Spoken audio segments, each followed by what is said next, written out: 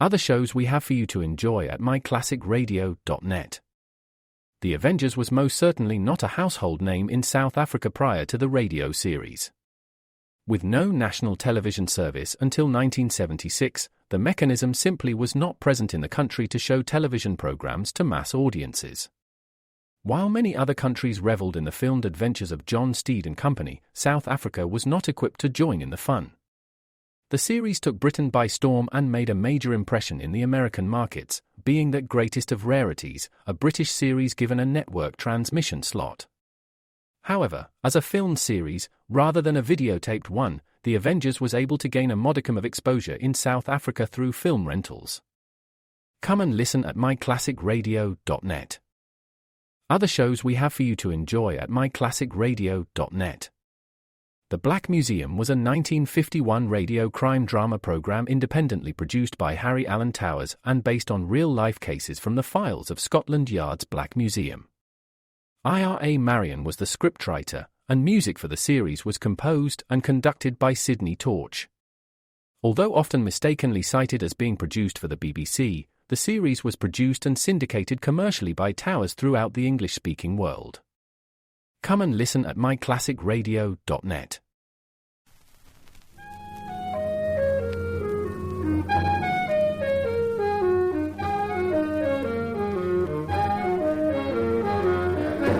Carter Brown, Mysteries. Adventures in excitement and suspense, based on the best-selling novels by the slick storytelling sensation, Carter Brown.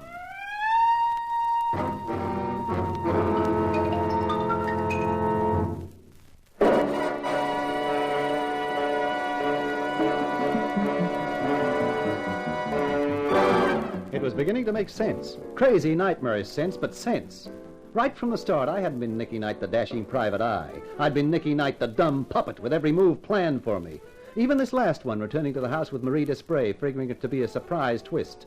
Only the twist was on me, with a gun pointed at me by Louis Katz and the pleasant prospect of being handed over to the cops for the murder of Prince Al Zaman. Blanc, take the girl away. You know where to put her. I'm sorry, Marie. I guess they're calling a tune.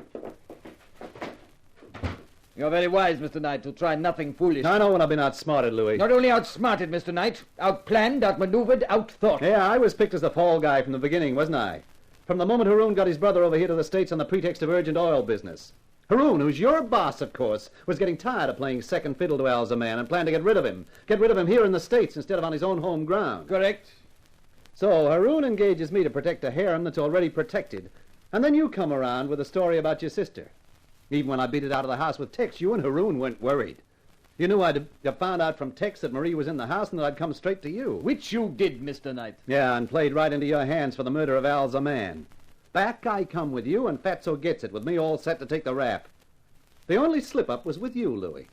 You couldn't know that I'd been tipped off about you by the house stick at the hotel. But I hadn't figured it all then. I was just suspicious of you. That's why I tapped you on the skull and beat it with Marie. But you have come back, Mr. Knight. Yeah, you even worked that out right. While I was getting Marie out of the way, Haroon and Hassan were carefully collecting Tex. Hassan is Haroon's man, too, like you. And then after the phone call proposing the quid pro quo, or more accurately, the girl for girl, you figured I'd come straight back here, hoping to surprise you. You waited for me, and here I am. Like a good little pawn, going from square to square, exactly as anticipated. Yeah, the perfect pawn. Which is about to be taken. You heard that car? That will be His Highness Haroon, the new prince with the police. Goodbye, Mr. Knight. It's been fun playing with you.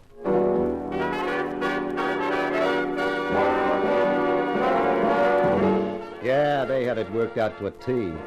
T for Tombstone with my name on it. Oh, there's something very depressing about sitting in a cell swearing at yourself for a sucker. And that was how I spent the time all that night and next morning. That and thinking about Tex, worrying if she was all right.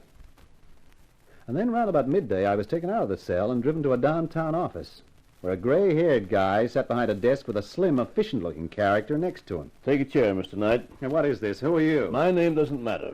This gentleman is Mr. Wilde. Hello. First of all, please accept my apologies for having kept you in that cell so long, but when your statement came to us, we had to investigate, and that takes time. I don't get it. You will when I tell you that we checked your story about Marie Desprez and found it to be true. Oh, you did, huh? That's nice. Don't play tough, Knight. This isn't the time or the place for it. It's all right, Wilde. Mr. Knight can't be blamed for feeling a little sore. Oh, a little? But I suggest you don't say any more, Mr. Knight, till I put you in the picture. An international picture. Okay. It's mostly concerned with Prince Al-Zaman and his country's oil. As you probably know, that oil is extremely valuable to us, and incidentally to France. For a long time, the United States and Britain have advocated that Al-Zaman should be deposed, but France has remained firm. As long as the oil came out of the country, they weren't worried with what went on inside. There's a Democratic Party within the country.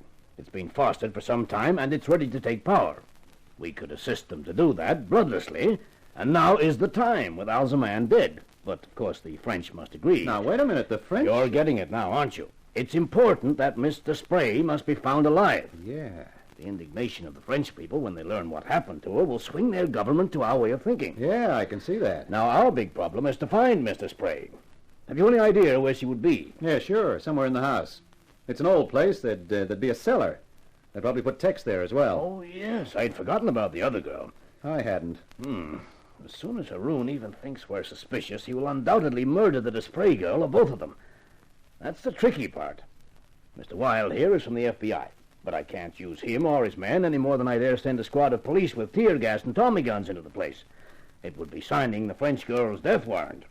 Looks like a one-man job. And I'm the one man. Why, Mr. Knight? Because I know the house. He's right, sir. Look, here's an idea. Take me back to headquarters, book me for murder. Let the press get all the pictures they want. When Haroun sees that in the papers, he'll feel safe again. Then pull out all the cops at the house, and tomorrow night let me out of a side door in the jail. It's not bad, sir. It could work. Yes, Wilde, I suppose it could. It's a risk, but on the other hand, I can't think of any better scheme. Very well, Mr. Knight. That's how we'll do it.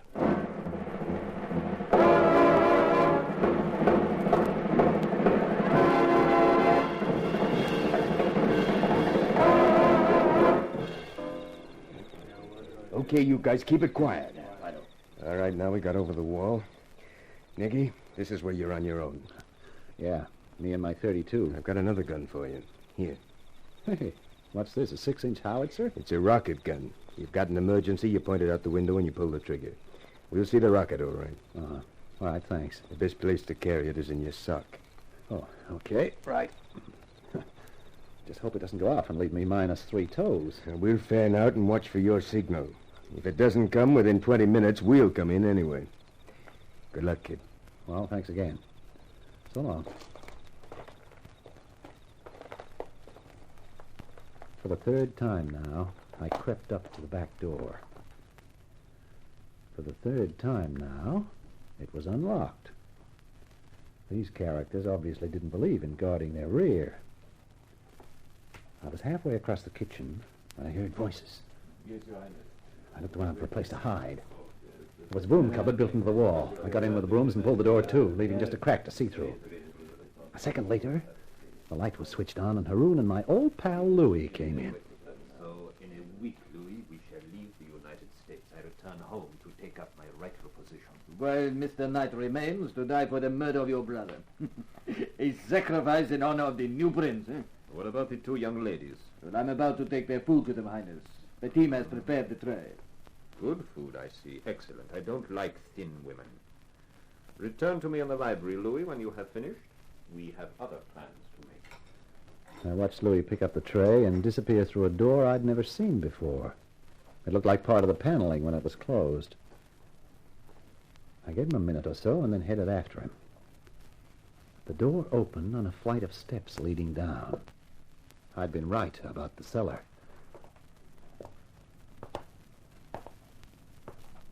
Here's your meal.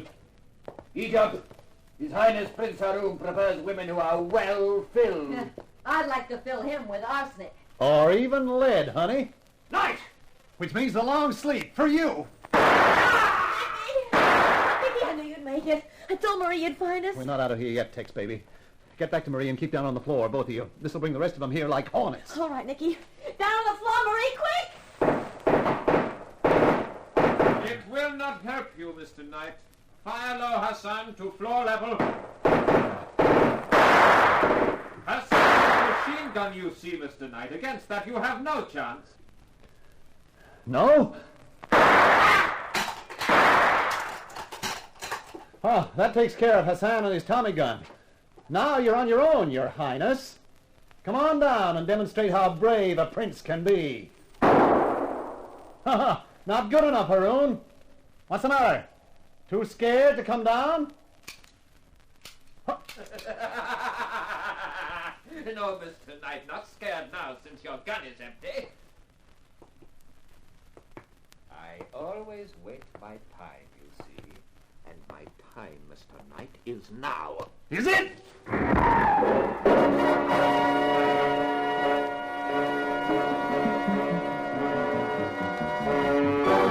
As he came down the steps, I remembered the rocket gun in my sock. I grabbed for it and pressed the trigger. Haroun was practically on top of me when it hit him. When I came to think of it, he didn't stay a prince for long. Later that day, I was back in the office of the gray-haired guy. Congratulations, Knight. You did a magnificent job. I'll just pin the medal above the heart, General, and I'll go home. With both Alzaman and Haroun out of the way, that line of succession is gone forever. And we feel confident that a much more democratic regime will take its place. The people should erect a statue in your honor, but they probably won't. Just tell me one thing. Who exactly are you? Oh, let's just say that I'm connected with the State Department. My job is connected with what happens in other countries. You know, the things you don't read about in the newspapers. Well, of course. Of course I'm dumb. Espionage, huh? Yes, that's the ticket. You know, if you were interested, I could use a man like you. Well, it's very kind of you, but no thanks. I'll stick to a nice quiet racket like the private eye business. Well, it hasn't been so quiet these last few days, has it? No, but it's going to be much quieter for the next few days. You see, there's someone back at my apartment who'll see to that.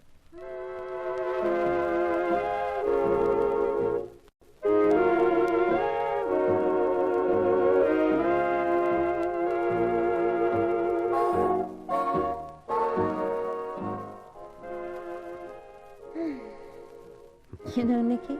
Yeah? There were times when I just couldn't believe I'd ever sit in an American apartment again and hear some real American music again. With a real American man again, huh? Mm-hmm. Yeah, although, you know, those Eastern guys have one idea that's not bad. Mm-hmm. What was that? A harem. I think it's a wonderful idea. Oh? Sure, you get tired of a brunette, so you pick a blonde. You get tired of a blonde, and you pick a redhead. No. You want to rewrite it. You get tired of a certain brunette, and you pick up prussic acid in your morning coffee. I never drink morning coffee. You will that morning. Honey, I was only kidding. I love you, Tex. I love you, Nicky. Enough to marry me? Nicky, you've got yourself a one-woman harem for life.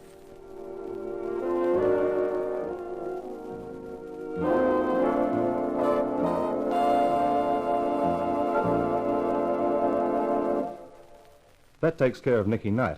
His nightmare's over, or it's just starting, depending how you look at it. Well, I'll be back to bring you another of my books. The next one's called Destiny, Danger, the story of an English undercover man who didn't stay undercover enough. So this is Carter Brown saying so long for now. Be seeing you.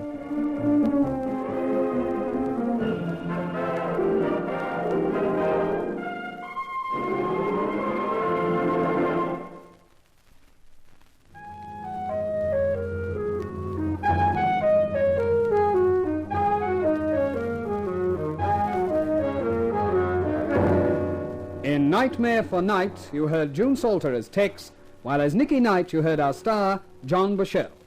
The Carter Brown Mystery Theatre, based on the best-selling novels by Carter Brown, is dramatized and directed by Maurice Travers for Grace Gibson Radio Productions.